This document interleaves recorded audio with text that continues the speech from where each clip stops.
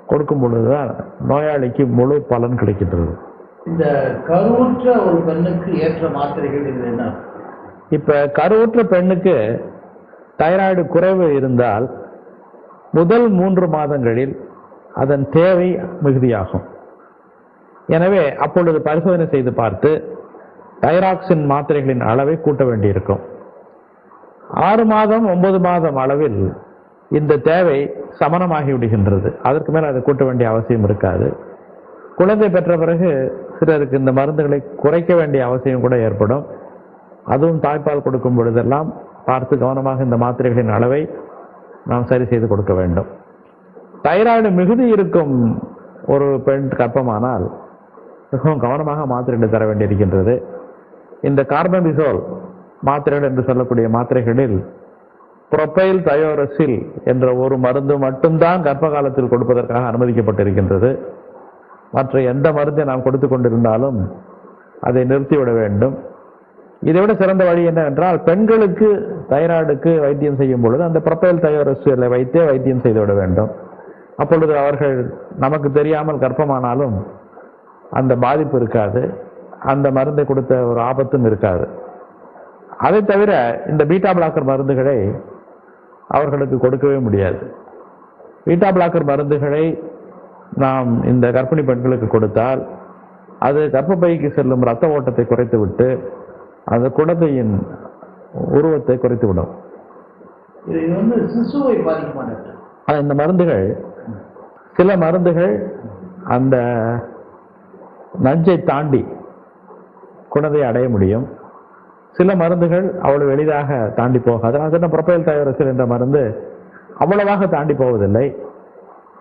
தைராக்சினும் அவ்வளவாக அதை தாண்டி போவதில்லை. எனவே ஒரு பெண்ணுக்கு தைராய்டு குறை இருந்து நாம் தைராக்சின் கொடுத்தாலும் அது குழந்தையை பாதிப்பதில்லை. இது சைடு எஃபெக்ட் உண்டா? எல்லா மருந்துகளிலுமே பக்க விளைவுகள் உண்டு. தைராக்சின் மருந்தை கொடுக்கும் பொழுது கூட அடிக்கடி அந்த TSH என்ற பொருளை பரிசோதித்து அதன் அளவை துல்லியமாக கணிக்க வேண்டும்.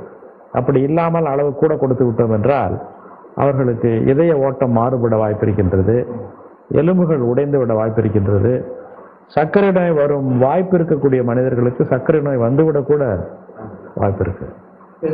தைராய்டு மிகுதிக்கு அறுவை எதுவும் தேவைப்படுகிறது? தைராய்டு மிகுதிக்கு ஏன் அறுவைக்கு போகிறோம் என்றால், சில நோயாளிகளுக்கு இந்த மாத்திரைகளை ஏற்றுக்கொள்ளப்படுவதில்லை. இந்த மிகுதிக்காக கொடுக்கப்படும் மாத்திரைகள் அவர்களுக்கு வெள்ளணு குறையையோ அல்லது ஒவ்வாமையோ ஏற்படுத்தக்கூடும். அதோடு இல்லாமல் இந்த மருந்துகள் 5 வருடம் 10 வருடம் என்று குறைந்த அளவிலாவது நெடுநாளைக்கு சாப்பிட வேண்டிய அவசியம் ஏற்படுகின்றது. பல நோயாளிகளுக்கு அப்படி சாப்பிடுவதற்கான பொறுமை இருப்பதில்லை. இந்த 2 நிலைகளும் இருக்கும் பொழுது சரி, உங்களுக்கு அறுவை சிகிச்சை செய்து அந்த அதிகமாக வேலை செய்யும் அளவுக்கு அந்த தைராய்டை அறுத்து அகற்றி விடுகின்றோம், நீங்கள் சரியான நிலைமைக்கு வந்து விடுவீர்கள் என்று சொல்லி அதை நாங்கள் செய்கின்றோம்.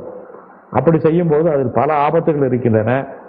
ஒரு அறுவை சிகிச்சை என்று எடுத்துக்கொண்டால் நோயாளிக்கு மயக்கம் கொடுக்க வேண்டும், அறுவை செய்ய வேண்டும், தையல் போட வேண்டும், தையலை அகற்ற வேண்டும் என்று பல தொல்லைகள் இருக்கின்றன. அளவு கூட குறைத்து எடுத்து விட்டோம் என்றால் அந்த அறுவை சிகிச்சை பலனில்லாமல் போய்விடுகின்றது. சில நோயாளிகளுக்கு சரியான அளவு நாம் அறுவை சிகிச்சை பண்ணியிருந்தாலும் ஒரு 5 வருடம் 10 வருடம் கழித்து மீண்டும் அந்த தைராய்டு மிகுதியோ அல்லது தைராய்டு குறையோ தலை தூக்க வாய்ப்பிருக்கின்றது. இந்த மாதிரி பல நிரந்தரமான கெட்ட விளைவுகள். ஒரு முறை அறுவை சிகிச்சை செய்துவிட்டால் அந்த விளைவுகளை நாம் திரும்ப பெற முடியாது. மாத்திரைகளை கொடுத்தால் அதை நிறுத்தி விடலாம், அந்த விளைவுகளை திரும்பி பெற்று விடலாம். எனவேதான் எல்லா நோயாளிகளுக்கும் அறுவை சிகிச்சையை பரிந்துரைப்பது கிடையாது. மாத்திரைகளை முயன்று பாருங்கள், முடியவில்லை என்றால் அறுவை சிகிச்சையின் ஆபத்துக்களை புரிந்து கொண்டு அதை ஏற்றுக்கொள்ளுங்கள் என்று சொல்கிறோம். இது தைராய்டு மிகுதிக்கு இந்த கதிரியக்க அயோடின் ஏற்றுதா? கதிரியக்க அயோடின் ஒரு பெரிய வரப்பிரசாதம். அதாவது உடம்பில் அயோடின் தேவையுள்ள ஒரே ஒரு உறுப்பு தைராய்டு. எனவே நாம் சாதாரண அயோடினை கொடுத்தாலும் கதிரியக்க அயோடினை கொடுத்தாலும் 50% அயோடின் அந்த தைராய்டில் போய் தான் படியும். மிச்ச 50% சிறுநீர் மூலம் வெளியேறிவிடும். இந்த 50% அயோடின் தைராய்டில் படியும் பொழுது அதில் கதிரியக்கம் இருந்தால் அது படிந்திருக்கும் செல்களை அது முழுக்க அழித்து விட வாய்ப்பு இருக்கின்றது. தைராய்டு மிகுதியுள்ள ஒரு நோயாளிக்கு இந்த மாதிரி அயடினை கொடுத்தால் அந்த தைராய்டு சுரப்பி கம்ப்ளீட்டாக குறைந்துவிட வாய்ப்பு இருக்கின்றது. இதில் என்ன ஆபத்து என்றால், திரும்பவும் ஒரு நோயாளிக்கு எது சரியான அளவு என்று கண்டுபிடிக்க முடிவதில்லை. கூட குறைத்து நாம் அயடினை கொடுத்து விட்டோம் என்றால், கதிரியக்க அயடினை கொடுத்து விட்டோம் என்றால், நோயாளிக்கு அந்த வியாதி தீர்வதில்லை அல்லது மிகவும் தைராய்டு குறைந்து விடுகின்றது. எனவேதான் கதிரியக்க அயடினை எல்லா தைராய்டு நோயாளிகளுக்கும் கொடுக்க முடியாது. கதிரியக்க அயடின் இன்றியமையாததாகி விடுகின்றது புற்றுநோய் உள்ள தைராய்டு நோயாளிகளுக்கு. அறுவை சிகிச்சைக்கு பிறகு கண்ணுக்கு தெரியாத சிதறல் ஏற்படும். அங்கு சில செல்கள் அந்த அறுவை சிகிச்சை செய்த இடத்தில் சிதறி கிடக்கும். அவற்றை அகற்றுவதற்கு அந்த நோயாளிக்கு அறுவை சிகிச்சை செய்து சில நாட்களுக்கு பிறகு இந்த கதிரியக்க அயடின் கொடுக்கப்படுகின்றது.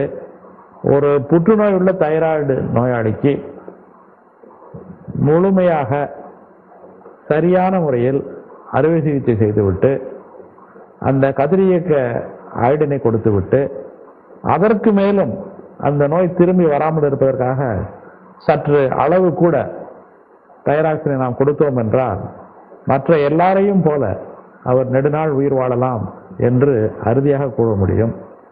இது புற்றுநோய்களில் வெற்றி கொள்ளப்பட்ட ஒரு புற்றுநோயாக நாம் எடுத்துக்கொள்ளலாம்.